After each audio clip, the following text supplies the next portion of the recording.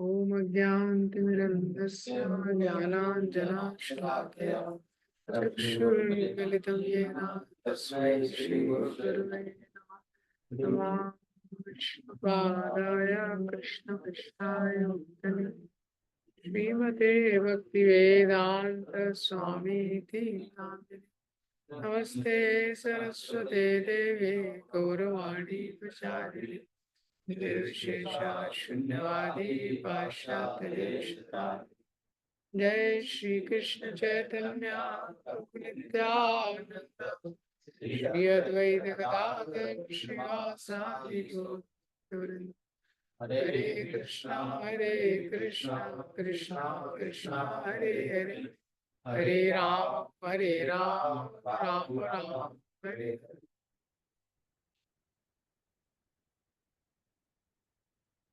हरे कृष्ण। ये चल रहा है। हरे Krishna. So first we'll recite the verses of Updeshamrit. वाचो वेगं मनस क्रोध वेगं जीवा वेगं विपरुपस्थ वेगं एतान वेगान् विषेत धीरा सर्वामपि मां पृथिवीं सशिष्यात्। अत्याहार प्रयासश्च प्रजल्पो नियमाग्रह जनसंगस्य लाल्यं च षड्भिर्भक्ति विनश्यति। उत्साहात् निश्चयात् धैर्यात् तत्तत् कर्म प्रवर्तनात् संगत्यागो सतो वृत्ति क्षणभिर्भक्ति प्रसिद्ध्यति। ददाति प्रतिगणाति गुह्यम् आख्याति पृच्छति भुङ्क्ते भोजयते चैव षड्विधा प्रीतिलक्षणम्। कृष्णेति यस्य कीर्तं मनसा ध्रियेता दीक्षस्ति चेत् प्रणतविश्वभजन्तमीशम्। शुश्रूषया भजन विज्ञमनन्दमन्या निन्दादिशून्यमृतमीप्सितः सङ्गलब्ध्या। दृष्टे स्वभावजनिते वपुषिष्य दोषे न प्राकृतत्वमेव भक्तजनस्य पश्येत्। गङ्गावसां न खलु बुधबुधफेन पङ्खे ब्रह्मद्रवत्वम् अपगच्छति नीरधर्मे। स्यात् कृष्ण नाम चरितादिसितापविद्या वित्तोक्त तप्त रसनस्य नारुचिकान्। किन्तु आदरात् अनुदिनं खलु सैव जुष्टात् स्वादिक्रमात् भवति तद्गतं मूलहन्त्रे। तन्नाम रूपचरितादिषु कीर्तनानो स्मृत्यो क्रमेण रसना मनसि नियोज्य। दृष्टं व्रजेत तदनुरागजनानुगामी कालं नयेद अखिलम् इति उपदेशसारम्। तो कल हमने इसका थर्ड श्लोक स्टार्ट किया था। तो पहले श्लोक में उपदेशामृत में रूप गोस्वामी बताते हैं किस प्रकार से जो कोई भी साधक है, ये जो 6 वेग दिए गए शास्त्रों में, वाचो वेगम मनस क्रोध वेगम जीवा वेगम उदर उपस्थ वेगम, ये वेगों पे जो नियंत्रण करता है तो ये सर्वाम अपीमाम पृथ्वीम सशिष्य, सारी पृथ्वी पे वो शिष्य बना सकता है। दूसरे श्लोक में रूप गोस्वामी सबसे पहले बताते हैं 6 चीजें जो भक्ति को नष्ट कर देती है। मैंने बताया था तो कोई भी चीज है जो भक्ति है, बहुत प्रयासों से हम जो भक्ति का गार्डन है, भक्ति लता का बीज है, उसका सिंचन करते हैं, उसको ग्रो करने का प्रयास करते हैं, लेकिन ये 6 चीजें भक्ति को नष्ट कर देती है। अत्याहार प्रयास प्रजल्पो नियमाग्रह जनसंगस्य लाल्यं च क्षणभक्ति विनश्यति। अत्याहार ओवर ईटिंग, मतलब सारे इंद्रियों के लिए। ये केवल ओवर ईटिंग नहीं है, ओवर ईटिंग तो पहले श्लोक में ही आ गया, सारे इंद्रियों के लिए ओवर ईटिंग। प्रयास, प्रयास मतलब कि भौतिक जीवन के लिए इतना परिश्रम कि आध्यात्मिक जीवन के लिए आपके पास समय नहीं। प्रजल, ऐसी चर्चा जो भक्ति को नष्ट कर सकती।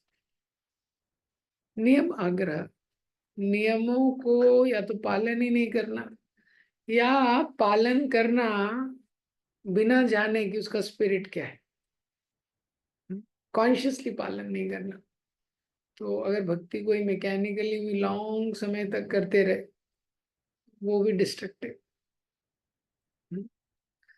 जन संगस्य, गलत संग जो है, भौतिकवादी व्यक्तियों का संग, और लौल्यम, ग्रीड, भौतिक जीवन में भौतिक चीजों को प्राप्त करने की जो होड़ है वो।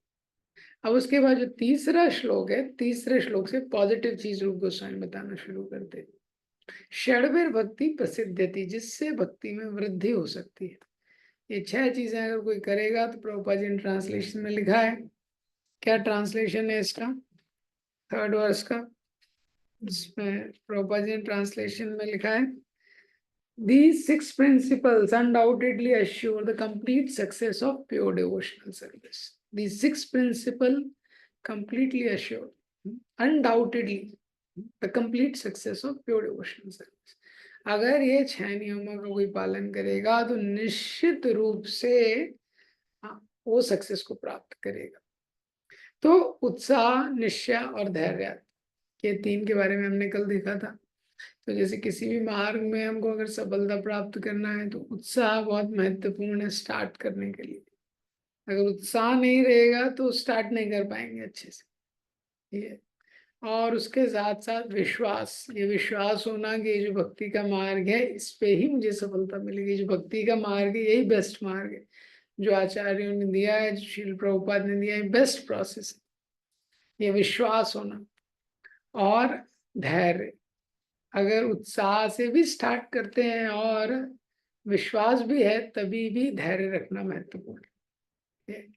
जैसे कोई किसी को कानपुर से दिल्ली जाना है, बहुत उत्साह से स्टार्ट करेगा और उसको विश्वास भी है कि ये सही रास्ता है, फिर भी वो 5 मिनट में नहीं पहुंचेगा, फिर उसको टाइम लग जाएगा। इसलिए उसको क्या है, धैर्य चाहिए। अब 3 चीजें और हैं श्लोक में। तो चौथा है तत्त कर्म प्रवर्तना, उत्साह, निश्चय, धैर्य, तत्त कर्म प्रवर्तनात्।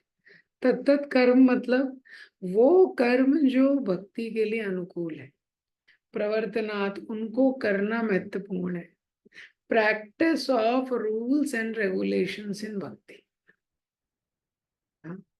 जो भी भक्ति के लिए नियम बताए गए, आचार्यों ने जो बताया उसको करना बहुत महत्वपूर्ण है। तो ये क्यों बोला गया है? ये इसलिए बोला गया है कि कोई भी कार्य हम करते हैं तो धीरे धीरे जब हम उसमें एक्सपर्ट हो जाते हैं, जब क्या होता है कोई चीज नहीं होती है तो उसको करने का प्रयास करते हैं, लेकिन थोड़े समय से जब हम उसको करते रहते हैं तो हमको लगता है अभी तो मैं एक्सपर्ट हो गया उसको, अब मुझे आवश्यकता नहीं। जैसे कोई ड्राइविंग करता है तो वो एकदम नया व्यक्ति है तो एकदम ध्यान रखता है, सीट बेल्ट लगाता है, वो सब करता है, सब करता है, लेकिन उसके बाद तो लगता है अरे अभी तो मैं चैंपियन हूँ खुद ही, तो सीट बेल्ट लगाता है। बहुत एक्सपर्ट ड्राइवर तो सीट बेल्ट नहीं लगाते। ये तो इसीलिए तत्त कर्म प्रवर्तना, प्रभुपाद जी ने 16 माला दिए, तो इतने समय से मैं 16 माला कर रहा हूँ, अब क्या जरूरत है? अभी भी 16 माला ही करना है क्या अब मुझे कुछ? तो ऐसा इसीलिए ये आचार्यों ने क्लैरिटी दिया, तत्त कर्म प्रवर्तनात्। इसी तरह 4 नियम प्रभुपाद जी ने दिए हैं। ये तो कभी कभी लगता है बहुत समय बाद कि इसको पालन करने का क्या आवश्यकता है, ये पालन करना मेरे लिए जरूरी है क्या?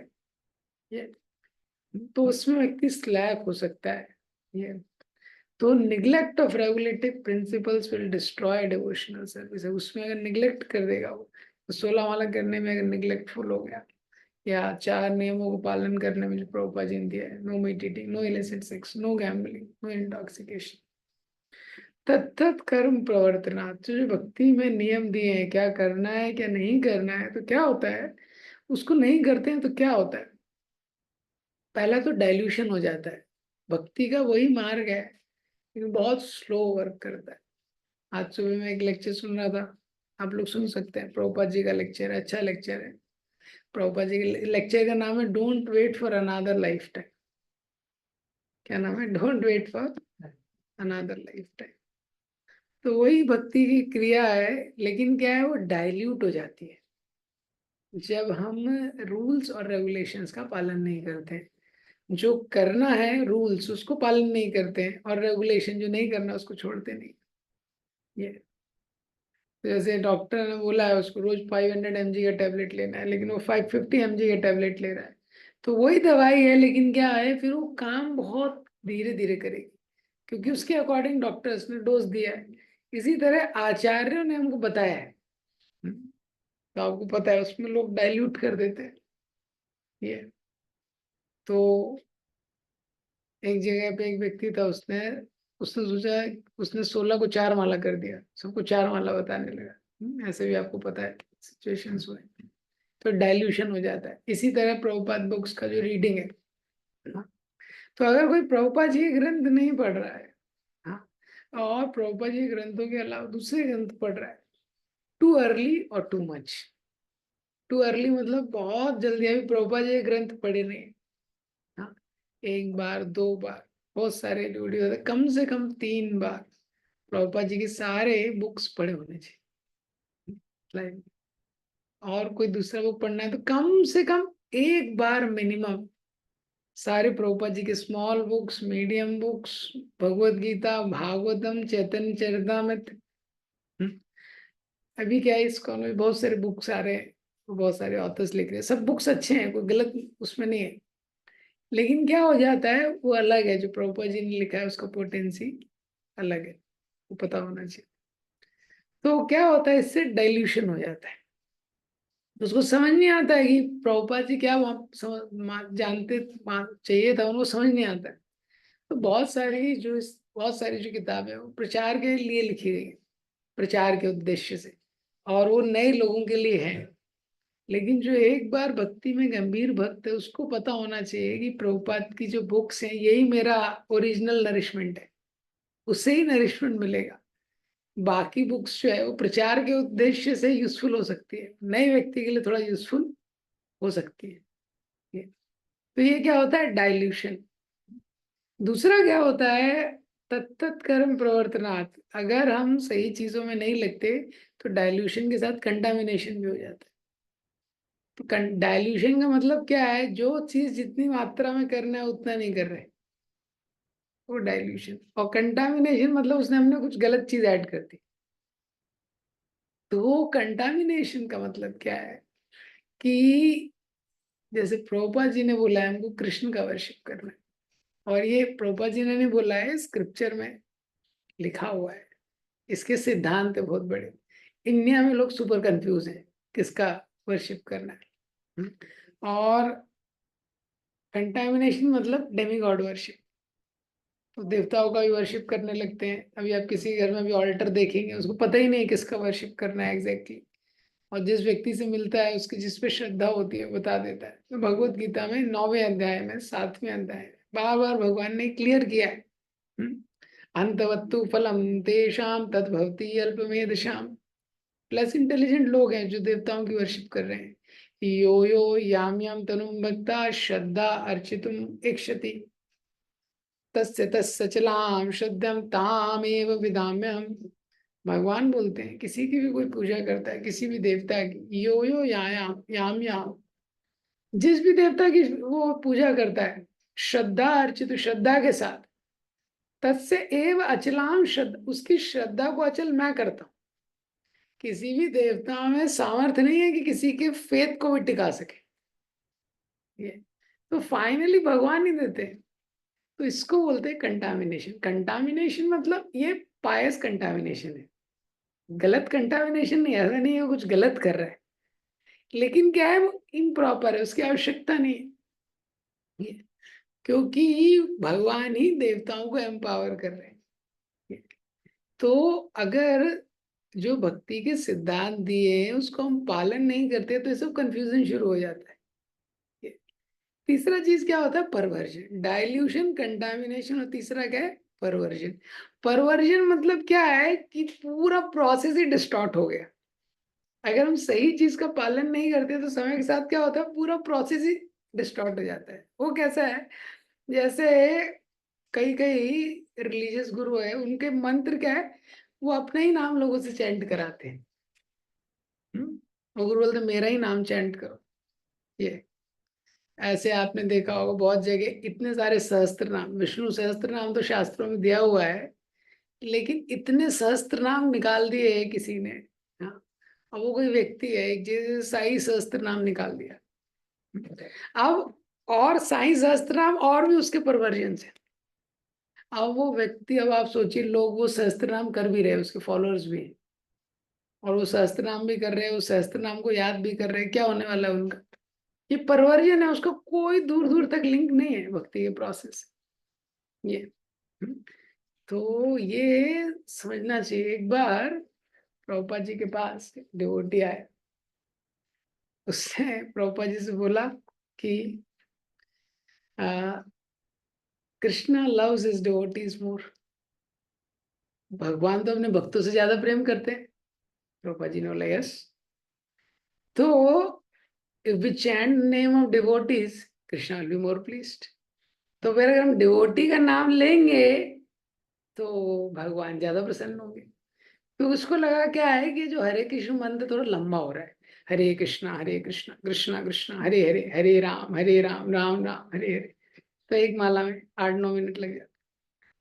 तो अगर बोलेंगे प्रभुपाद प्रभुपाद प्रभुपाद प्रभुपाद प्रभुपाद प्रभुपाद, जल्दी हो जाएगा, 2-3 मिनट में खत्म हो जाएगा। हम्म। प्रभुपाद खुश नहीं है, प्रभुपाद ने बोला डोंट स्पेकुलेट। प्रभुपाद जी ने उससे क्या बोला, डोंट स्पेकुलेट। ये माइंड का इशू है। आपको पता है इस्कॉन में इवन एक टाइम पे लीडिंग सन्यासी थे इस्कॉन, वो प्रोपोगेट करने लगे Prabhupada is God, he is not telling but he is God. हाँ, वो बता ही नहीं रहे अपनी विनम्रता के कारण, लेकिन वो गॉड है। और आप सोचिए, ऑलरेडी प्रभुपाद जी ने जितना प्रचार किया है, हाँ, वो एम्पावर्ड, भगवान की एक शक्ति उनमें, वो किसी ने नहीं किया है अभी तक। पाश्चात्य देशों में, इतने देशों में वो कोई नहीं मिलेगा ऐसा व्यक्ति जिसने इतना प्रीचिंग किया है, इतने लोग चैंटिंग करने लगे, 4 नियमों को पालन करने लगे। कोई देश नहीं है लगभग लगभग जहाँ इस्कॉन के टेम्पल ना हो। और अपने रहते में 108 टेम्पल खोलना, और उसमें ये प्रीचिंग। अब ये प्रभुपाद जी की मूवमेंट के लीडिंग सन्यासी, लीडर्स है, और ये जाके बोल रहे हैं प्रभुपाद गॉड है। अब लोग कंफ्यूज हो गए कि प्रभुपाद जी इस चीज को बहुत कंडेम कर देते वो प्रभुपाद के डिसाइपल्स है, लोगों को समझ नहीं आ रहा ये लोग लीडर हैं। प्रभुपाद जी ने वो चारों लोगों को इस्कॉन से निकाल दिया जब प्रभुपाद जी को पता चला। ये तो ये क्या होता है, परवर्जन हो जाता है कई बार,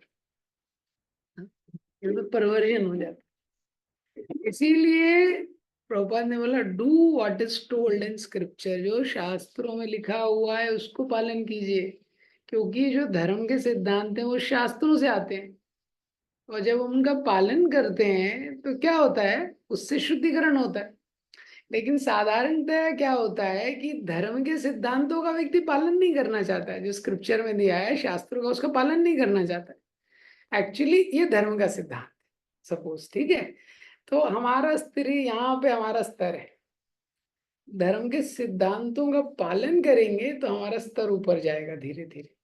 तो धर्म के सिद्धांत हमारे स्तर को उठाने के लिए दिए गए, ऐसा होता है। तो शास्त्रों में इतने सारे नियम है, फेस्टिवल्स का पालन करना है, सुबह उठना है, नाम जप करना है, शुद्ध रहना है, ये सब क्या है, हमारे स्तर को उठाने के लिए। लेकिन क्या होता है कि जब शास्त्रों के सिद्धांत नीचे नीचे नीचे आते हैं, शास्त्रों के सिद्धांत तो सेम है, लेकिन जो उसको लोग पालन करते हैं, अब ये सिद्धांतों को पालन करने के लिए कमिटमेंट चाहिए, तो लोग कमिट नहीं करना चाहते। इसके लिए कमिटमेंट चाहिए ना, अपने आप को ऊपर उठाना है, तो वो क्या करते हैं, सिद्धांत को नीचे ले आते हैं जो सिद्धांत है उसको नीचे ले आते हैं। ये तो ये प्रभुपाद जी का बहुत यूनिक चीज है। प्रभुपाद जी पाश्चात्य देशों में गए, धर्म के सिद्धांतों को कोई कॉम्प्रोमाइज नहीं किया। तो एक होता है प्रेजेंटेशन, एक होता है प्रिजर्वेशन। प्रेजेंटेशन अपीलिंग रहना चाहिए। आप ऐसा नहीं कुछ भी बताओ, लोग कनेक्ट नहीं करेंगे। आज की डेट में अगर आप बताओगे रथ चल रहा था, वो कनेक्ट नहीं करेंगे बहुत सारी चीजों से लोग। तो आपको प्रेजेंटेशन अपीलिंग करना है, तभी आप प्रचार कर पाएंगे। लेकिन प्रिजर्वेशन, सिद्धांतों को प्रिजर्व रखना, ये वैसा है। तो इंडिया में दोनों चीज पुअर थी, धर्म का प्रेजेंटेशन भी पुअर था पहले और प्रिजर्वेशन भी पुअर था। तो आप देखो धर्म का प्रेजेंटेशन कैसा है, कोई प्रेजेंट नहीं कर पा रहा है ढंग से सिद्धांत को। तो क्या हुआ, भारत के सारे लोगों में विश्वास नीचे जाने लगा, तो प्रेजेंट ही नहीं कर पा रहा धर्म का जो सिद्धांत है। दूसरा क्या है, प्रिजर्वेशन भी खराब था। वो जो धर्म खा रहा है वही कोई गुटखा भी खा रहा है, तम्बाकू भी खा रहा है ना। तो और वो इस शास्त्र पे लेक्चर भी दे रहा है, तो लोग मैच ही नहीं कर पाते थे। अरे उसके लाइफ से मैच होना चाहिए, तो बिल्कुल मैच नहीं हो रहा है। प्रभुपाद जी ने प्रेजेंटेशन बहुत हाई अच्छा रखा, और प्रिजर्वेशन, चार नियमों पे कोई कॉम्प्रोमाइज नहीं किया। चार नियमों पे कॉम्प्रोमाइज नहीं किया। चार नियमों में कॉम्प्रोमाइज करते तो लाखों की भीड़ लग जाती पाश्चात्य देशों। प्रभुपाद जी ने कभी कॉम्प्रोमाइज नहीं किया। कई लोगों ने उनसे बोला कि ये नियम पाश्चात्य देशों में फॉलो नहीं कर सकते हैं। प्रभुपाद जी ने बोला, I have not come here to please you, I have come here to please Krishna. तो ये भी सिद्धांत हमको क्लियर रहना चाहिए। अगर लोगों को प्लीज करने के लिए करेंगे तो सबको संतुष्ट नहीं कर सकते, कृष्ण को प्लीज करना है। लेकिन इसका मतलब यह भी नहीं है कि we want to displease people unnecessarily. क्योंकि प्रचार करना है तो ये नहीं कि लोगों को अननेसेसरी डिसप्लीज करना है। इसीलिए हमको ऐसे प्रेजेंट करना है कि वो अपीलिंग हो, लेकिन सिद्धांत पे कॉम्प्रोमाइज नहीं कर सकते। हम सुनते हैं प्रभुपाद जी से शुरुआत में किसी ने पूछा कि प्रभुपाद जी आध्यात्मिक जगत, किसी ने पूछा कैसा होता है। अब वो पाश्चात्य देश के हिप्पी लोग थे, वो उनको पता नहीं, नहाते नहीं थे। नहाना पता नहीं है, क्या खा रहे हैं वो पता नहीं है, सारा गलत काम लगभग लगभग वो रोज करते थे। ऐसा है, और कुछ आइडिया नहीं उनको, एक शब्द स्क्रिप्चर का पता नहीं है। अब वो हाई जाना चाहते थे, बस ये था, हाई जाना है, हाई जाना है कॉन्शियसनेस में। उसके लिए हाई जाने के लिए क्या करते थे, ड्रग्स लेते थे ये। और ये वेस्ट में बहुत फेमस था। अब वो प्रभुपाद जी से पूछ रहे हैं कि, प्रभुपाद से पूछते हैं कि आध्यात्मिक जगत कैसा होता है, आप उसको क्या एक्सप्लेन करो। प्रभुपाद जी ने बोला, spiritual world is like ocean of LSD. LSD उस समय ड्रग्स था, बहुत फेमस था। तो प्रभुपाद जी ने उत्तर दिया, ओशन ऑफ एलएसडी। लेकिन देखिए उन्हीं हिप्पीज को जब नियम बताने की बात आई, प्रभुपाद जी ने कॉम्प्रोमाइज नहीं किया। तो प्रेजेंटेशन अपीलिंग रहना चाहिए, लेकिन कॉम्प्रोमाइज नहीं कर सकते। आप देखेंगे भी राधा श्याम प्रभु के भी जितने बुक्स हैं, वीडियोज हैं, तो वही सबसे successful youth preaching all over, हर जगह प्रभु जी का सिस्टम है। तो सारा उन्होंने जो प्रभुपाद जी के बुक्स हैं उसी से कट पेस्ट करके उसको अट्रैक्टिव किया है। शुरू से हम लोग 10-11 साल से जो डीवाईएस देख रहे हैं, वो डीवाईएस की बुक्स में इतने चेंज हो चुके, कवर पेज है, वो कंटेंट वही है। वही जो 6-7 सेशन है डीवाईएस के, लेकिन उसके नेम, उसका प्रेजेंटेशन। जब हम लोग कॉलेज में थे, तो जब डीवाईएस होता था तब तो उस समय ये भी नहीं थे, लैपटॉप्स नहीं आए थे, लैपटॉप नहीं थे तब, टीवी जैसा एक मॉनिटर रहता था वो। तो उस समय में क्या है, वो स्लाइड आती थी, तो कोई प्रोजेक्टर वोजेक्टर को कॉन्सेप्ट ही नहीं था वैसा, अलग प्रोजेक्टर होते थे। तो स्लाइड, तो डिवाइस दिखाना होता था, एक स्लाइड लगाई, फिर वो निकाली, तो 2 बंदे लगते थे। एक पर्सन है, वो स्लाइड लगाता था हटाता, फिर दूसरी स्लाइड लगाता था हटाता था, तीसरी लगाता था हटाता था, वैसे हमने किया। तो वही डिवाइस है, इतने सारे चेंज हो गए प्रेजेंटेशन में। प्रेजेंटेशन प्रभु जी उसका वो कर, लेकिन सारा चीजें प्रभुपाद जी बुक से निकाल। तो तत्त कर्म प्रवर्तना, ये जो 4 नियम प्रभुपाद जी ने दिए हैं बाउंड्री की तरह, और जो 16 माला दिया है, ये रूल्स एंड रेगुलेशंस जो दिया है हमको, भगवान का कैसे भोग लगाना चाहिए, वर्शिप करना चाहिए, मॉर्निंग प्रोग्राम, इवनिंग प्रोग्राम। तो किसी भी स्तर पे हमको ये सोचना नहीं चाहिए कि ये हमारे लिए आवश्यक नहीं है। तो तत्त कर्म प्रवर्तनात् संग त्यागात् सतो वृत्ति। अब नेक्स्ट है संग त्यागा। तो अब ये भी बहुत महत्वपूर्ण है कि ये जो श्लोक है इसमें एक ही नेगेटिव आया है, सब तो पॉजिटिव चीज करने के लिए बोल रहे हैं ना इसमें। उत्साह के साथ करो, निश्चय के साथ करो, विद कॉन्फिडेंस, धैर्य रखना पड़ेगा। तत्त कर्म प्रवर्तन, आज सारे नियमों का पालन करो। ये संग त्यागात, गलत संग को छोड़ो। पिछले में आया था जनसंग, हाँ, कि जनसंग भक्ति को नाश कर देता है। ये जो संग है ये बहुत महत्वपूर्ण चीज है, इसलिए बार बार रिपीट होगा। और एक्चुअली आधे उपदेशामृत में संग कैसे लेना है वही बताया गया। तो संग त्यागात मतलब जो असत संग है, रॉन्ग संग है, उसको त्यागो आप। चैतन्य महाप्रभु से पूछा किसी ने, वैष्णव कौन है? चैतन्य महाप्रभु ने बोला असत संग त्याग यही वैष्णव आचार। असत संग का जो त्याग करता है वो ही वैष्णव है। हाँ, स्त्री संग एक, तो असत संग क्या है? हाँ, पुरुष के लिए स्त्री का संग, स्त्री के लिए पुरुष का संग, असत संग।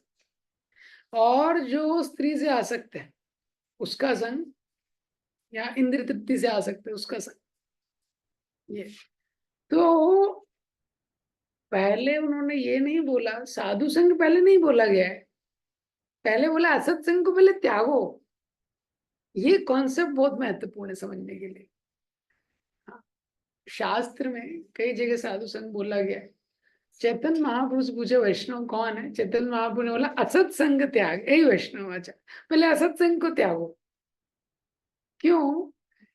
क्योंकि अगर कोई साधु संग भी कर रहा है, हाँ, लेकिन उसके साथ असत संग कर रहा है, साधु संग जनरली काम नहीं करेगा उसमें। साधु संघ की शास्त्रों में इतनी महिमा बताई है, तभी भी साधुओं के संग में भी काम काम नहीं करता है। क्यों? परिवर्तन नहीं होता है। ये महत्वपूर्ण चीज समझने के लिए पहले असत संग को त्यागना पड़ेगा उसको। ये असत संग त्याग है ही वैष्णव आचार, ये असत संग को त्यागना पड़ेगा, तब तो चीज पॉजिटिव वाली काम करेगी उस पर ज्यादा अच्छे से। तो हम देखते हैं स्टूडेंट्स है, स्टूडेंट्स को वॉइस में क्यों शिफ्ट करते हैं वॉइस सिस्टम में? क्यों? क्योंकि उनमें श्रद्धा है। लेकिन अगर साधु संग नहीं मिलेगा वो श्रद्धा चली जाएगी। श्रद्धा कोमल रहती है शुरू में। फेथ कैसा रहता है? कोमल श्रद्धा है, वो नष्ट हो जाएगी। क्यों? वापस से असत संग करेंगे हॉस्टल में। समझ गया? तो कोई भी वॉइस है, टेम्पल है, इसका उद्देश्य क्या है? साधु संग प्रदान करना। ये तो ये बहुत महत्वपूर्ण चीज है कि गलत संग को व्यक्ति त्यागे। इस पे बहुत ज्यादा फोकस है। तो अभी उसमें भी दो तरह का संग रहता है, एक नॉन डिवोशनल, एक एंटी डिवोशनल। मतलब एक है जो एंटी डिवोशनल है, वो डिवोशन के एकदम ही वो है। हाँ, एक है नॉन डिवोशनल, वो व्यक्ति डिवोशनल नहीं है लेकिन न्यूट्रल है, अपने काम से काम रखता है। ये है नॉन डिवोशनल। वो भक्ति में उसका रुचि नहीं है लेकिन अपने काम से काम रखता है। लेकिन एक है एंटी डिवोशनल। एसोसिएशन क्या है? ऑलरेडी मैं लास्ट श्लोक में इस पर चर्चा की थी। एंटी डिवोशनल वो भक्ति को नष्ट कर देता है। ये तो ये असत संग को त्याग करना एक बहुत एक महत्वपूर्ण चीज है। तो तब हम क्या है, जो सत्संग है उसको रिसीव कर पाते हैं अच्छे से। सत्संग के लिए अपॉर्चुनिटी क्रिएट करना, प्रभुपाद जी ने बोला है इस्कॉन टेम्पल इसलिए खोला है। हाँ, प्रभुपाद जी परपोर्ट में लिखते हैं अगर टेम्पल नहीं होगा, इस तरह का सिस्टम नहीं होगा, लोगों को सत्संग कहाँ से मिलेगा? अच्छे लोगों का संग। और असत संग को त्याग कर, तो असत संग है उसको विष से उसकी तुलना की गई है क्योंकि विष से भी ज्यादा डेंजर है असत संग। मतलब हाँ, जो स्त्री से आ सकता है, इंद्रिय तृप्ति से आ सकते हैं, हाँ, तो ये असत संग है। विष और विषय में तुलना की गई है। विष व्यक्ति को कितनी बार मारता है? एक बार मारता है, एक ही बार मारता है ना, कोई पॉइजन खाएंगे तो। लेकिन जो विषयी है वो क्या है? हर जन्म में मरता है। जन्म ले मरेगा, फिर जन्म मृत्यु जरा व्याधि दुख दोषानुदर्शनम, बार बार इस चक्र में घूमता रहता है। जो विष है, विष को आपको पीना पड़ेगा तब मृत्यु होगी। लेकिन जो विषय है, विषयी है, चिंतन मात्र से व्यक्ति की मृत्यु हो जाती है। पीने की जरूरत नहीं है उसको, चिंतन करता है, कंटेम्पलेट करता है। ये तो इसीलिए जो विषयी है वो विष से ज्यादा डेंजरस है। तो ऐसे लोगों का संग जो इंद्रिय तृप्ति में है वो बहुत डेंजरस है हमारी भक्ति को खत्म करने के लिए। ये तो अभी इसको समझना महत्वपूर्ण है। अभी देखिए, स्त्री के लिए पुरुष का संग, पुरुष के लिए स्त्री का संग। तो कोई व्यक्ति बोलेगा अगर पॉपुलेशन का डिवीजन करेंगे तो 50% तो वुमेन है, तो वो हट गया, 50% तो स्त्रियां है ना, तो हट गया, और बाकी 50% लोग हैं जो आ सकते हैं, इंद्रिय तृप्ति से आ सकते हैं या तो हाँ तो स्त्री में आ सकते हैं, तो फिर बचा क्या तो इसीलिए ये भी समझना महत्वपूर्ण है कि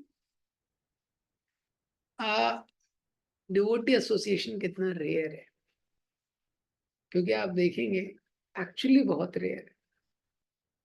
तो 50% तो ऐसे ही, 50% स्त्रियां हैं, 50% लोग जो है स्त्रियों से आसक्त है, ऐसा मोटा मोटा लगभग लगभग। बहुत कम है संसार में लोग हैं जो भक्ति के सिद्धांतों को पालन करना चाहते हैं। भक्ति के मार्ग में जो लोग हैं जो थोड़ा डिटैच हैं, ऐसे लोग बहुत कम है। तो गुड एसोसिएशन बहुत रेयर होती है, उसको वैल्यू करना महत्वपूर्ण है। उसमें ज्यादा अपराध नहीं करना चाहिए, भक्तों के संग में ज्यादा दोष निकाल के उससे दूर नहीं जाना चाहिए। ये भक्तों के संग में भी लोग आते हैं, उसमें भी दोष वगैरह निकालने लगते हैं, फॉल्ट फाइंड हो, भक्तों के संग को छोड़ के चले जाते हैं ये तो इसलिए बहुत महत्वपूर्ण है इसको समझना कि भक्तों का संग बहुत रेयर है गुड एसोसिएशन बहुत रेयर है। तो इसमें ये हमारी जिम्मेदारी है कि हम इसमें अच्छे संबंध बनाए। जितना लविंग रिलेशनशिप्स हम भक्तों के संग में बनाएंगे, वी विल बी सेव्ड। लेकिन क्या होता है, भक्तों के संग में आते हैं, उसमें 10 फॉल्ट निकालते हैं। हाँ, लेकिन क्या करेंगे, दुनिया ऐसा है, वो बाहर जाएंगे, बाहर नहीं बचेंगे अगर भक्तों के संग में हमारा रिलेशनशिप अच्छा नहीं होगा। तो क्या होगा, अगर भक्तों के संग में लविंग रिलेशनशिप नहीं है तो नेचुरली हम उसको दूसरे संग में ढूंढेंगे। ये तो good relationship with devotees saves us from bad association. ये दूसरा क्या सिद्धांत होता है कि किसी भी संघ में जिसमें आप क्लोज रहेंगे आपको दोष दिखेगा। किसी भी संघ में जब तक दूर है तो दोष इतना नहीं दिखता है, अच्छा लगता है। किसी के साथ भी बहुत निकट रहेंगे तो क्या है, दोष का दर्शन होगा। ये लेकिन फिर भी जो भक्त हैं, जो सिद्धांतों का पालन करना चाहते हैं, कृष्ण का आश्रय लेना चाहते हैं, संघ बहुत रेयर। तो इसीलिए इसमें बताया संग त्यागा। ये जो ये बार बार आएगा, इस पे कभी मतलब इसको ओवर एम्फेसाइज नहीं कर सकते। It just cannot be over emphasize the importance of association. ये कोई भी जो आपकी क्रिया है वो एसोसिएशन का ऐसा सपोर्ट सिस्टम है, उसको इफेक्टिव बना देता है। तो जो भक्तों का संग है भक्ति को इफेक्टिव बना देता है। और अगर भक्तों के संग में नहीं है, हाँ, तो नेचुरली वो क्या है, इनइफेक्टिव हो जाता है। तो कोई भी भक्ति की क्रिया ले लीजिए, श्रवणम कीर्तनम विष्णु स्मरणम, सब में ये एसोसिएशन वाला जो पार्ट है बहुत महत्वपूर्ण। तो संग त्यागात, संग त्यागात, और इसके बाद सतोवृत्ति। सतोवृत्ति लास्ट, इसमें सतोवृत्ति क्या है, सत मतलब भगवान के जो शुद्ध भक्त हैं, बहुत पहले जो आचार्य हुए हैं, वृत्ति उन्होंने जिस प्रकार से live for what they lived for. हाँ, तो हमारा स्तर तो अलग है, ये लोग तो सुपरस्टार हैं भक्ति के। हम लोग तो यहाँ पे, लेकिन हमको अपनी जर्नी स्टार्ट करनी है। सतो वृत्ति मतलब उनके फुटस्टेप्स को फॉलो करना, उनके मूड को समझना। ये तो जो शुद्ध भक्त हुए हैं, प्रभुपाद जी, उनसे पहले जो आचार्य हुए हैं, इस्कॉन में प्रभुपाद जी के डिसाइपल्स में जो ग्रेट सोल्स हैं, बहुत सारे सोल्स हैं, उनके लाइफ स्टाइल को पढ़ना चाहिए। उनका कभी संग मिले, हाँ, तो उसको समझना चाहिए, उसको रिलिश करना चाहिए। विशेषकर जो क्या है, और जो डिवोटी से हमको इंस्पिरेशन मिलता है, उनके संग को भी, और संग वाणी से लेना हमको उसको सीखना चाहिए, क्योंकि मेनली वाणी से होता है। फिजिकल लेवल पे बहुत ग्रेट सोल्स के साथ रहने पर भी अपराध हो जाते हैं। क्यों? क्योंकि जब हम उनको शारीरिक चीजों में इन्वॉल्व देखते हैं हम समझ नहीं पाते ये। क्योंकि किसी कोई भी शुद्ध भक्त भी होगा, एक तरह से बोलेगा, एक तरह से उसका जीवन होगा, ये तो वो भी भोजन करता है, सारी शारीरिक क्रियाएं करता है, व्यक्ति नहीं समझ पाएगा। इसलिए वाणी के माध्यम से संग लेना बहुत इम्पोर्टेंट है। शास्त्रों में भी इतने ग्रेट सोल्स का चर्चा किया गया, ध्रुव महाराज, प्रहलाद महाराज। ये तो सतो वृत्ति मतलब इनके फुटस्टेप्स को फॉलो करना। संग त्यागा तो सतो वृत्ति कंटेम्पररी कॉम्प्लीमेंट्री है एक दूसरे के साथ। गलत संग को त्याग करना और सही संग करना, उसको रिलिश करना। ये तो उनके साथ रिपीटेडली एसोसिएट करना, उनको एडमायर करना, ये तो दोनों चीजें महत्वपूर्ण है। संग का त्याग करना और ग्रेट सोल से रिपीटेडली उनके बार बार उनका संग लेना। ये जब भी हम प्रभुपाद जी ग्रंथ पढ़ रहे हैं तो हम प्रभुपाद जी का संग ले रहे हैं। ये तो इसलिए उसको रेगुलर पढ़ना महत्वपूर्ण है। इसी तरह हम प्रभुपाद जी के डिसाइपल्स ग्रेट सोल से सुनते हैं तो क्या है, वो एक संग है, वो हमारे लिए बहुत महत्वपूर्ण है। तो जब वो संग लेंगे, हाँ, तो सतोवृत्ति उनका मूड पता चलेगा, फिर उसको पालन करने का। तो शास्त्र पढ़ने का ये एक उद्देश्य है, सतोवृत्ति। अमरीश महाराज हुए, अवंती ब्राह्मण हुए, मैत्रेय, विदुर, पांडव, कैसे इन्होंने जीवन जिया सतोवृत्ति, वैसे ही हम भी जीवन जीना चाहते हैं, उन्हीं सिद्धांतों का पालन करना चाहते हैं। इसीलिए शास्त्र में दिया गया ये। तो ये जो 6 चीजें हैं ये भक्ति का वर्धन करती है। उत्साह, निश्चया, धैर्यात, तत्त कर्म प्रवर्तनात्, संग त्यागात, सतो वृत्ति, षड्भिर। ये जो 6 चीजें हैं भक्ति प्रसिद्धति, ये 6 चीजें व्यक्ति जितने अच्छे से करेगा उसकी भक्ति उतनी ज्यादा समृद्ध होगी, उसकी भक्ति उतनी ज्यादा बढ़ेगी। तो जो सेकंड श्लोक है उसमें जो 6 चीजें हैं उसको जो नहीं करना है, हाँ, अत्याहार, अति, ओवर, किसी भी इंद्रिय को ऐसा आहार नहीं देना है भक्ति के विरुद्ध ले जाए। हाँ, और प्रयास, ऐसे किसी प्रोजेक्ट में नहीं लगना है कि हम कुछ भी अपना स्पिरिचुअल लाइफ नहीं कर पाए, स्पिरिचुअल लाइफ के लिए टाइम ना, ये और प्रजल की ऐसी चर्चा में नहीं लगना जिससे जो भक्ति है वो नष्ट हो जाए। प्रजल्प, नियम, आग्रह और भक्ति की सारी क्रियाओं को धीरे कॉन्शियसली करना, केवल करने के लिए नहीं करना, उसको कॉन्शियसली करना। जन संगत से असत संग का त्याग, वो नेक्स्ट श्लोक में भी है, पिछले श्लोक में, जन संग असत श्लोक का त्याग। तो ये जो ऑल 6 इम्प्रूव भक्ति और इंडिविजुअली एनीवन कैन, ये सब भक्ति इम्प्रूव करते हैं। हाँ, लेकिन इसका जैसे उत्साह, निश्चय, धैर्य, ये तीनों का कॉम्बिनेशन चाहिए। मैंने कल बताया था, जैसे एक किसान है, पहले उत्साह होना चाहिए खेती करने के लिए, उसको उत्साह होना चाहिए, फिर कॉन्फिडेंस उसको होना चाहिए, हाँ ये सीड में डालूंगा, ये बीज डालूंगा, इससे फसल होगी। लेकिन धैर्य, तो कितना भी अच्छा खेत की जुताई करे, उस पे फिर वो बीज को डाले, फसल आने में टाइम लगेगा। तो ये तीनों महत्वपूर्ण है, ये उत्साह, निश्चय, धैर्य। लेकिन क्या है, हम लोग जहाँ पे हैं किसी भी एक पॉइंट पे फोकस करते हैं, वो धीरे धीरे उसका विस्तार होता है। जैसे एक नेगेटिव चाहे चीज करेंगे, धीरे धीरे क्या उसका विस्तार होता है। कोई शराब पीना शुरू, इसलिए आप देखेंगे लोगों में जनरली कॉम्बिनेशन मिलेगा। हाँ, आपने ऐसा व्यक्ति देखा है शराब पीता है लेकिन केवल प्रसाद ग्रहण करता है, देखा है क्या? वो जनरली क्या होता है, वो कंबाइन होता है।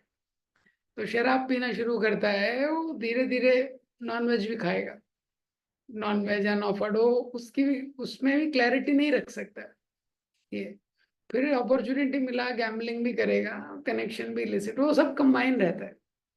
इसी तरह अच्छी चीज में भी फोकस करते हैं, तो एक चीज पे फोकस करते हैं, उससे दूसरे में भी एक्सपेंड होता है। तो कहीं से भी हम उसको स्टार्ट कर सकते हैं। श्रील प्रभुपाद।